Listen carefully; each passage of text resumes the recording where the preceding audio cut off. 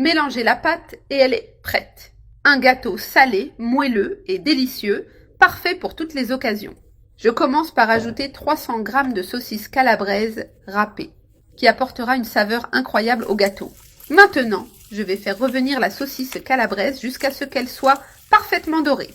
Elle doit être bien croustillante. J'ai bien fait revenir la calabraise. Regardez comme elle est belle. J'avais ajouté un peu d'huile auparavant pour éviter que la saucisse ne brûle. Maintenant, j'éteins le feu et je mets la calabraise de côté pendant que je prépare la pâte. Dans un bol, je vais casser 4 œufs et les battre jusqu'à ce qu'ils soient mousseux et bien mélangés. Maintenant que les œufs sont bien battus, j'ajoute une demi-tasse d'eau pour donner une bonne texture à la pâte. J'ajoute également 150 ml d'huile, une cuillère à café de sel, une demi-cuillère à café de poivre noir et une cuillère à café d'origan qui donnera un délicieux arôme à notre recette. Je mélange tout soigneusement pour bien intégrer les épices. Ensuite, j'ajoute 2 tasses de farine de blé. Je mélange doucement en intégrant bien la farine aux ingrédients liquides jusqu'à obtenir une pâte homogène. C'est prêt? J'ai bien mélangé la farine. Regardez comme la pâte est belle et consistante. Parfaite pour ce gâteau. Ensuite, j'ajoute 100 g de fromage râpé, 100 g de parmesan et 100 g d'olives hachées. Ces ingrédients apportent une saveur exceptionnelle.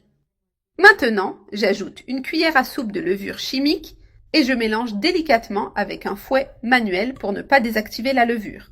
Si vous préférez, vous pouvez aussi utiliser une cuillère pour mélanger.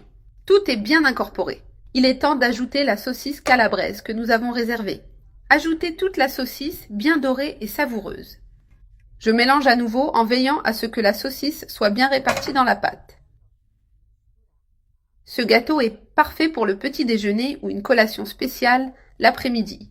Invitez vos amis et votre famille, car ce gâteau est idéal à partager et à savourer ensemble. Je suis sûre que tout le monde adorera cette délicieuse recette maison. J'ai bien tout mélangé et la pâte est prête. Maintenant, je la transfère dans un moule déjà graissé et fariné.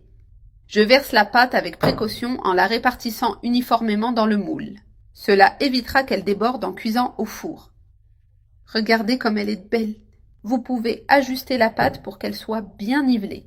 Maintenant, je mets le moule au four préchauffé à 180 degrés pendant 30 minutes. Le gâteau est prêt, je viens de le sortir du four. Maintenant, je vais le démouler délicatement pour éviter qu'il ne se casse. Il est important de le laisser refroidir un peu avant de le démouler. Cela aide à maintenir sa structure. Je retire doucement le moule. Regardez comme il est beau. Je vais couper une part pour vous montrer la texture intérieure. Très moelleux et avec une apparence incroyable. Faites cette recette chez vous, je suis sûre que vous l'adorerez.